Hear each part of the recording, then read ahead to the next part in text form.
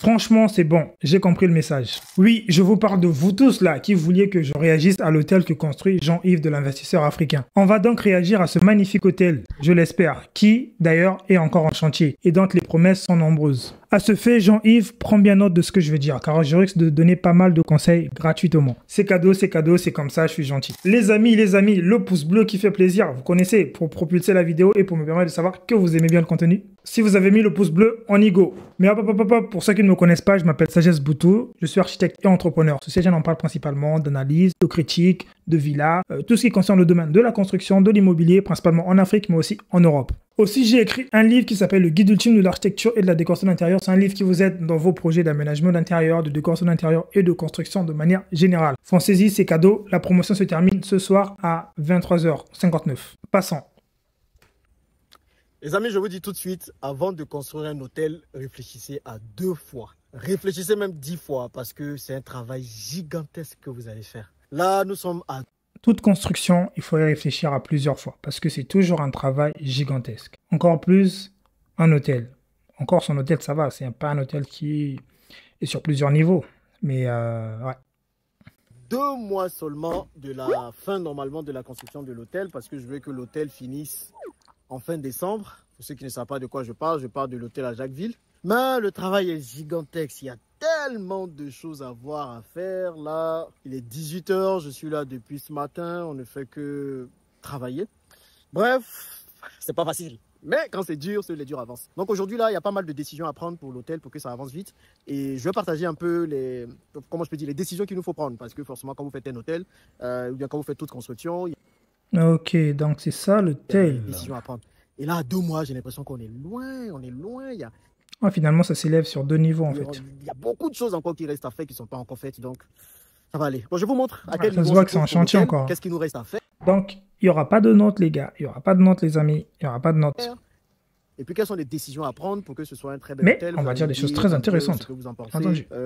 Qu'est-ce qu'on devrait faire, ok? Donc, venez suivre avec moi un peu et vous allez m'aider grâce à vos différents conseils et tout. Si je demande conseil, ça veut dire que ça ne veut pas dire qu'on ne sait pas quoi faire ici. Hein. On sait quoi faire. Maintenant, forcément, on n'a pas la science infuse. Il y a des architectes d'intérieur qui travaillent dessus, il y a un architecte qui travaille sur le plan, il y a un chef chantier. Donc, il y a plein de personnes qui travaillent sur le projet. Mais forcément, c'est toujours bien d'avoir d'autres avis. Bon, bref, trêve de bavardage. Venez que je vous montre rapidement ce qu'on est en train de faire ici. Donc, voici à quel niveau nous sommes pour l'hôtel. Regardez déjà ça, imprévu. Ici, il y avait normalement une dalle. La dalle là couvrait là-haut comme ça, mais la dalle pour moi était penchée. Elle n'était pas droite, donc j'ai demandé. Oh là là là là. Les premiers problèmes, la dalle était penchée. Vous savez, j'aimerais dire, c'est qu'en Afrique, on voit ce genre de choses. Mais je m'abstiens de dire cette phrase. Mais je vais quand même la dire. C'est qu'en Afrique, on voit ce genre de choses. C'est généralement qu'en Afrique qu'on voit ce genre de choses. Des erreurs bêtes, inutiles. Mais genre inutile, là on a gâché du béton pour une erreur qui aurait pu être évitée, malheureusement. À ce qu'on la détruise, et voilà, ils ont détruit la dalle, ils sont en train de casser la dalle pour bien refaire. C'est comme ça, quand c'est pas bien fait, il faut accepter de refaire. Donc ils ont cassé. Du béton, du gaspillage, tac, pollution et tout. C'est ça, c'est du gâchis, un peu de béton. Mais bon, c'est que du béton et du ciment, on va pouvoir refaire ça. Donc là, vous avez la façade, vous avez la... Ouais, c'est ce que je... Vous savez, vous rappelez de la vidéo que j'avais eu à tourner sur où je parlais des chantiers en Afrique, des constructions, dont je pointais le problème du fait que les chantiers en Afrique sont toujours très sales, mais genre très sales. Il y a tout qui traîne partout, les déchets, les trucs, tout est toujours sale. Vous savez, en Europe, généralement, quand les ouvriers travaillent, le soir à la fin, ils nettoient leurs trucs. Donc, ils ramassent leur saleté. Si c'est l'électricien qui a fait, il a nettoyé sa saleté. Tous les jours, il faut toujours nettoyer. Il faut que le chantier soit propre et vivable. Mais là, c'est toujours cette même erreur. Les briques sont de partout. Au moins, de l'autre côté, c'est un peu empilé. Ok, c'est une bonne chose. Ça, mais normalement, les voitures étaient censées garer là. Ici, on a la réception sur cette partie-là. La réception, la première décision à prendre, c'est celle-ci. C'est... Est-ce que... Bon, la réception est toute ouverte, hein, comme vous pouvez voir. C'est tout ouvert à 2 mois. Regardez, on a encore les tuyaux partout. Mais bon, on va arriver. Ah ouais, donc, 2 ici, mois. Là, je voulais il faut bosser jusqu'au soir. Des petites ouvertures pour laisser l'air passer. Mais bon, on va voir si on arrive à faire. Donc là, on a l'entrée, comme vous pouvez voir.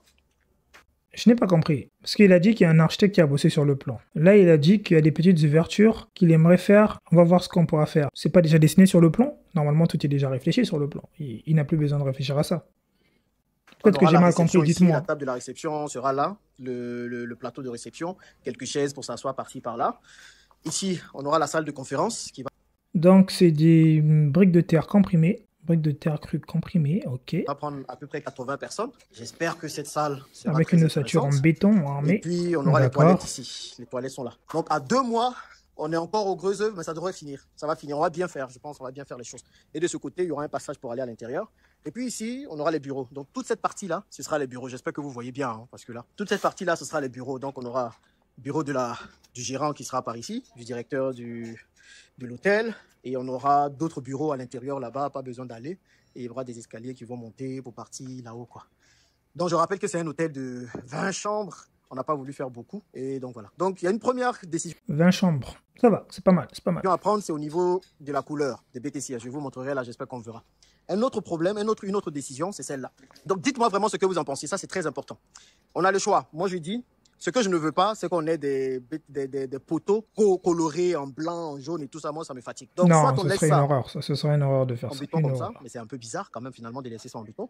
Ou on court ça avec les BTCS. Vous voyez, on met la terre un peu, bon pas les BTCS, on met... Non, alors là, non, Jean-Yves, surtout pas couvrir ça avec la terre et fabriquer, enfin avec ce décor-là. Non, surtout pas faire ça. Ça sera tellement, mais ça sera vraiment moche. La terre Ça ressemblera aux maisons du village avec des cases horribles. Non. Et on dessine dessus. Donc ça, c'est un petit secret pour couvrir les poteaux. Comme ça donnera l'impression que les Non, poteaux non, ne sont pas ça couverts, serait que vraiment les nul. poteaux ne sont pas en béton.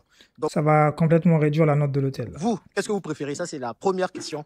Est-ce que vous allez faire des BTCS comme ça, couverts sur tout le béton?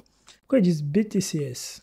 BTCS, c'est bloc de terre comprimé stabilisé. Ah, c'est ce qu'ils disent, ok, non, on dit juste BTC. Ou bien est-ce que vous allez laisser le béton comme ça? Ou bien est-ce que vous préférez mettre une couleur? Et si vous mettez une couleur, laquelle? Donc ça, c'est la première question, les amis.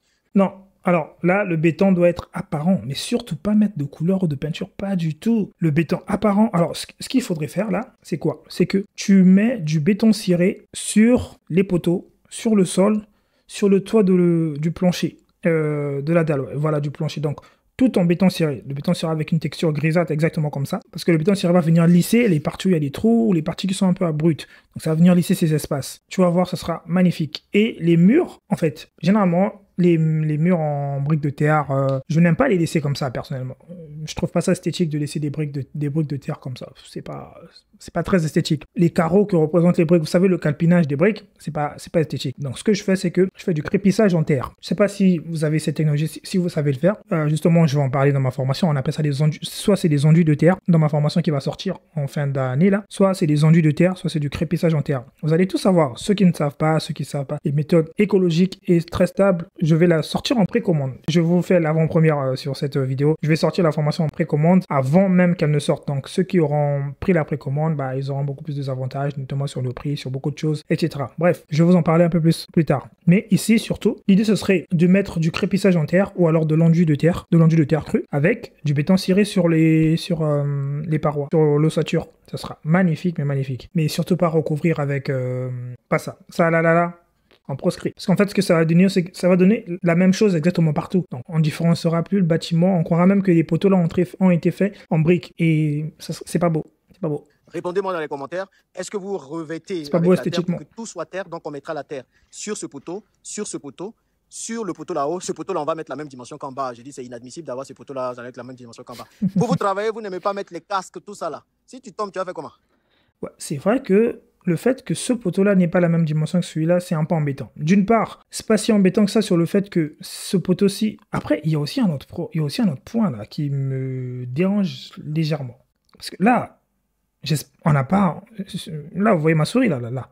Je pense pas qu'on ait plus de 2,50 m là. Pourquoi on est obligé de mettre des poteaux ici? Ça peut être un porte-à-faux, simplement. Les ingénieurs... Faut bosser un peu plus, faut changer un peu les choses, les ingénieurs. Hein. C'est bien beau, mais faut changer un peu les choses. On n'est pas tout le temps obligé d'avoir des poteaux inutiles, surtout si vous les raccourcissez en épaisseur. Hein? Bon, donc on va faire la même chose, la même taille de poteau, et puis on va mettre des BTCS un peu partout, et la seule chose qu'on va laisser, ce serait la dalle. Donc on laissera la dalle un peu comment je peux dire, en béton. Donc ça va être gris. Non, mais là, ça change rien. Si tu mets les poteaux, si tu les recouvres avec cette imitation BTC et que tu laisses la dalle, là, tu gâches tout, là. Non. Surtout pas, surtout, j'espère que tu n'as pas encore pris de décision. J'espère que vous n'avez pas encore pris de décision. Mais ne faites pas cette erreur, sinon ça ne sera pas très agréable. Vous allez être obligé de rattraper encore. Laissez ça en béton comme ça. Mettez juste du béton ciré recouvert sur les éléments en béton. Vous faites du béton ciré. Et vous mettez du crépissage en terre ou de l'enduit de terre. Après, si vous voulez quand même garder les briques apparentes comme ça, c'est pas très intéressant. Donc dites-moi si c'est quelque chose que vous aurez fait si vous aviez ce chantier à gérer ou pas. Donc on est en train de vraiment terminer. En fait, ça, c'est comme si vous construisez en briques en parpaing normal, en ciment, et après vous les laissez comme ça, vous ne mettez pas d'enduit. Il y a des façons on les fait parfois, mais ça, tu les fais quand ce sont des parpaings sur mesure qui se collent avec de la colle, où il n'y a pas de joint, il n'y a rien du tout. C'est vraiment très propre. Il y a une maison que je connais, mais ça, c'est des trucs au Japon, souvent, ils ont l'habitude de faire ça. Mais sinon, généralement, on ne fait jamais ça. Donc, même les briques, les géobétons, comme vous les appelez, les géobétons, bref, les briques de terre crue, il faut les enduire avec les enduits de terre ou alors du crépissage de terre. Un crépissage de terre, c'est aussi un enduit de terre en vrai. J'en parle encore une fois dans ma formation où je vous apprends comment faire des belles villas avec des matériaux écologiques, pas très chers, pas très coûteux, mais dans la bonne ambiance. Professionnel comme pas professionnel. Le lien sera certainement en description, le lien de la précommande. Quand il sera disponible, venez tout le temps vérifier sur cette vidéo. Dès que ce sera disponible, le lien sera sur cette vidéo aussi. La deuxième difficulté qu'on aura, ce serait le vis-à-vis. Vous voyez cette chambre par exemple, et ça je sais que c'est assez présent là. Cette chambre ici, tous ceux qui vont passer vont la voir parce que l'entrée, les gens vont venir comme ça et ils vont passer là. Et s'il avait pris mon e-book sur le guide ultime de l'architecture et de la décoration d'intérieur, dont la promotion se termine ce soir à 23h59, encore une fois je le rappelle, il y aurait beaucoup de questions sur, comment on appelle, sur la décoration dont il n'aurait pas trop à se poser. Il saurait déjà quelle couleur assembler, comment faire, tac, tac, tac. Il aurait gagné du temps et beaucoup d'argent. Bon après, pour cacher, c'est pas compliqué, hein. Il y a deux options. Soit on met un rideau. C'est à la fois pour les particuliers, pour les professionnels, pour toutes les personnes qui aiment l'immobilier, qui adorent l'immobilier, foncez. De bambou. Comme ça, les gens peuvent être sur la terrasse, on ne va pas les voir. Ou bien on met un rideau floral. Donc, tous les paysagistes surtout qui savent tout ça là, venez et dites-moi ce que vous aurez fait là. Et puis ici, on a mis la porte pour voir un peu ce que ça donne. C'est une baie vitrée, donc réflective, non, on le dit. Donc, l'extérieur. En fait, il y a beaucoup de vis-à-vis sur ces petites maisonnettes, en fait. Mais de l'intérieur, on voit l'extérieur. Donc, l'intérieur est un peu sombre parce qu'il n'y a pas la lumière, donc on ne va pas rentrer forcément dedans. Mais ici, on est en train de crépi. Ah, voilà, iPhone, c'est ça qui est bien, ça donne la luminosité. On va mettre une couleur, on va laisser tout le BTCS à l'intérieur, et les toilettes et le placard sera là. Bon, ça commence à prendre forme au fur et à mesure, et je pense que ça va aller. Donc, à l'intérieur, c'est différent. À l'intérieur, le BTCS, le BTC, on dit BTC, brique de terre comprimée. Ça peut être comme ça, on peut le laisser comme ça. Moi, j'aime pas non plus trop, mais bon, on peut le laisser comme ça. Ça dérange pas trop. Qu'est-ce que vous pensez de la porte en vitre? On a mis ça pour tester. Mais mettre de l'enduit en ciment, après tu as du BTC, ça fait un la contraste troisième décision à prendre, c'est est-ce qu'on laisse les contours comme ça? Moi, je veux que ce soit très naturel. Ça fait pas très naturel. Ouais, on a voulu mettre du bois, mais le bois en face de la mer, c'est aussi, avec l'érosion, ça peut être compliqué. Donc, ça, c'est la troisième décision. Bon, on a mis ça pour voir. Dites-moi ce que vous pensez. Est-ce que vous laisserez ça comme ça, avec ce contour? C'est du contour en aluminium, ou bien est-ce que vous mettrez du bois? Bon, ça, les connaisseurs savent un peu. Et puis, la quatrième. J'ai pas compris. Les menuiseries sont déjà en aluminium, donc on peut rien changer, on peut pas remettre du bois encore dessus. C'est soit les menuiseries sont faites en bois, soit elles sont faites en aluminium. Et là, elles sont en aluminium, donc on peut plus remettre du bois. Décision à prendre. Bon, je vous montre. Moi, à moins que ce ne soit qu'un échantillon et qu'ils veulent décider entre le bois et l'aluminium. Si vous avez du bon bois, ça va coûter plus cher que l'aluminium, mais si vous avez du bon bois, mettez du bon bois, ça sera incroyable, ça sera trop beau. Vite fait un peu l'avancée. J'ai déjà construit une villa qui est pas loin du littoral, hein, de la mer, mais il y a des menuiseries en bois, donc tant que le bois il est bon, il est bien traité. Ça va venir. Les canalisations. Donc là, on a la cour centrale. Dans la cour centrale, et la décision à prendre, c'est eux, ils sont les mastiqueurs, ils sont en train de finaliser les BTCS. Donc, ils sont en train de donner la couleur finale au BTCS. Et ça, c'est une autre décision encore à prendre. Est-ce qu'on fait ça jaune comme ça? Vous voyez? Vous le voyez que c'est pas beau. On le voit, ça se sent que c'est pas beau. C'est pas beau de laisser ça comme ça, peu importe que ce soit jaune, rouge, vert. C'est pas beau du tout de laisser ça comme ça. On doit l'enduire. Attention, pas l'enduit en ciment. L'enduit en ciment, ça sera une catastrophe. Ça n'adhère pas, le ciment, la terre et tout. L'hôtel va pas durer même pas 2 ans. L'enduit de terre, excellent. Ou du crépissage en terre. Est-ce que finalement les BTCS sont jaunes comme ça, ou bien est-ce qu'on les fait rouges comme ça? Non, c'est parce que le masticage, en fait, c'est la finalité, c'est un peu une forme de crépissage qu'on fait des BTCS. On arrange les impuretés, on met le vernis. Peut-être que vous n'avez pas une image de quoi je parle. Regardez cette image. Mon monteur va vous la mettre. Mon monteur d'abord, d'ailleurs, qui est excellent au passage. Si vous êtes youtubeur, vous voulez un monteur, n'hésitez pas à le contacter. Il mettra certainement ses liens. Il est excellent ce monteur. Souvent, on ne parle pas beaucoup. On voit juste les devants, moi qui suis là, mais c'est une équipe derrière. Il bosse bien, il fait du bon travail. Donc, il faut remercier aussi le monteur. Un pouce bleu pour le monteur d'ailleurs. Un pouce bleu pour le monteur. Et puis ça brille. Donc on a la possibilité de faire ça jaune, comme la possibilité de faire ça un peu rouge. Donc vous, qu'est-ce que vous allez choisir? Jaune ou rouge? Voilà, Ni l'un ni l'autre. Il y a d'autres décisions encore à prendre. Pour vous dire que quand vous faites un chantier d'hôtel, vous n'avez pas. Il y a beaucoup de vis-à-vis qui pourraient être couverts par des beaux jardins, hein, par des beaux jardins notamment. Donc c'est à voir. Il faut voir un peu. Après, je ne suis pas le paysagiste, hein, j'ai déjà donné assez de conseils. Donc là, on a ce mur. Et surtout là, il y a du grand vis-à-vis. On doit faire le mur de ce côté. Donc on se demande, est-ce qu'on met un autre mur ou bien est-ce qu'on fait un mur végétal? Moi, j'allais partir sur un mur végétal. Parce que le mur végétal... Le mur végétal, déjà ici, là, sur cet espace, il y a deux vis-à-vis qui sont très très prononcés. On ne pourrait pas couvrir ça en végétal déjà là, à ce niveau-là, parce que les végétaux, ça prend beaucoup d'espace. Donc même ce couloir de passage, il serait beaucoup trop saturé. Ce serait pas très, très, très esthétique. À moins qu'on ne mette des gros pots de fleurs sur les bords, au niveau des poteaux. Ensuite, il y a des plantes. Ensuite, il y a une petite tôle alu en moucharabie avec des cercles.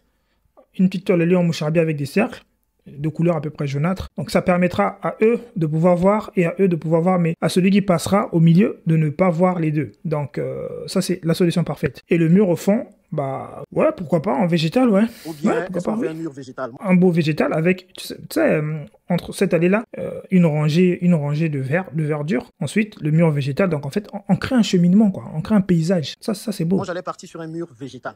Parce que le mur végétal, il va très bien se marier avec... On crée un cheminement et un paysage. Donc, vous voyez toute cette partie-là. Vraiment, quand je regarde tout ça, je me demande comment on va faire pour tenir les 2 mois, quoi. Mais bon, je pense qu'on peut faire des miracles. On va faire des miracles. Ah bah si on bosse le soir, on bosse avec des machines, ouais, c'est possible. Donc, je suis toujours à la recherche d'un bon paysagiste. Si vous connaissez un bon paysagiste, il cherche un paysagiste. On a trouvé un ou deux là, mais qui ne font pas encore bien l'affaire avec ce qu'ils proposent. Donc un bon paysagiste, ça va nous aider. Bon, là on se rapproche de la mer. Le projet... J'ai pas envie allez. Tu peux me contacter si tu tombes sur cette vidéo, tu peux me contacter. Je peux t'aider à faire un très bon paysage et à résoudre certains problèmes qui sont un peu décadents. Mais bon, j'espère qu'on pourra finir avant la table, comme ça vous allez pouvoir venir un peu profiter je pourrais me libérer. C'est parce que, non, je le dis, mais franchement, c'est parce que j'ai énormément de projets il y a beaucoup de projets dont j'ai commencé même à ne pas valider, hein, parce que par faute de temps, ou alors des projets que je trouve pas très sérieux, je les prends pas. Mais sinon, quand quelqu'un est sérieux, quand il y a le budget, quand il faut faire la chose, oui, je fais un très beau projet de paysage, oui. Si t'as pas encore trouvé de paysagiste, tu peux me contacter si tu tombes sur cette vidéo. Et je pense qu'un très beau paysage, une belle fontaine et tout ce que je sais faire de mieux, on les fera. Par contre, il faudra avoir le budget. Bah oui, le paysage, c'est encore plus vivant que l'espace intérieur. Tu te rends compte à quel point? D'ailleurs, non, je vais pas le dire ici. Je vais le dire plus tard. Parce que plus tard, je sortirai aussi un livre sur le design de l'extérieur, c'est-à-dire sur le paysage, comment aménager vos espaces paysagers. Bon, je le dis déjà maintenant. Cette vidéo, c'est une vidéo pépite. Il faut beaucoup de pouces bleus pour la mettre en avant, les amis. S'il vous plaît. Beaucoup de pouces bleus. Mettez pouce bleu. C'est parce que je suis pas un pleureur. Je vis pas tous les jours sur Internet. Oh, on m'a fait ci, on m'a fait ça. C'est les réalités de l'Afrique. Qui se passe sur ce chantier, c'est tout simplement incroyable. Je commence à être confronté aux réalités de l'Afrique. Hein. On va continuer, on va prendre les décisions. Donc, partagez-moi vos la construction. les questions que je vous ai si tu n'as pas toute ta tête, tu fais une crise cardiaque. Là, il faut qu'on décide pour pouvoir avancer. Donc, forcément, l'architecte d'intérieur va proposer des choses et on va voir comment on avance dessus. Voilà un peu.